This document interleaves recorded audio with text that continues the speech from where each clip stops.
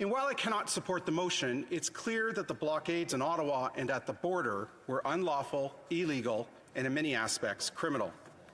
It's also clear that the existing laws of Canada did and could have effectively dealt with the situation. A lack of timeliness in law enforcement and a lack of federal-provincial cooperation and other operational deficiencies cannot be dealt with under the Emergencies Act, nor under the emergency doctrine of peace, order, and good government.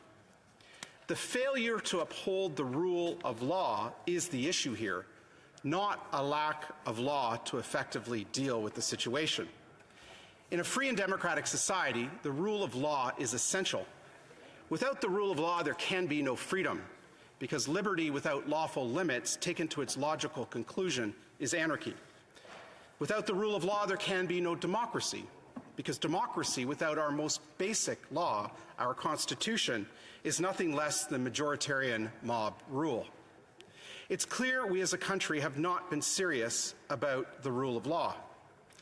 And because we've not been serious about the rule of law, thousands of Canadians thought it appropriate to unlawfully and illegally blockade 4 international border crossings and our national capital for more than 3 weeks. We've not been serious about the rule of law when a person's race, religion, creed determines whether or how the law is enforced. When the CN main line in Ontario and pipelines in Western Canada were blockaded for weeks on end 2 years ago, and when the lawlessness continued last week. When the mob violently tears down statues in the public square with no consequence. When dozens of Canadian churches are vandalized or torched in the past year. When, in this place, the Prime Minister violates the Shawcross Doctrine of the Constitution by pressuring the Attorney General to drop the criminal prosecution of SNC-Lavalin, something for which he was never censored or held in contempt. And last year, when the government defied 4 orders of this House and its committee for the production of the Winnipeg lab documents.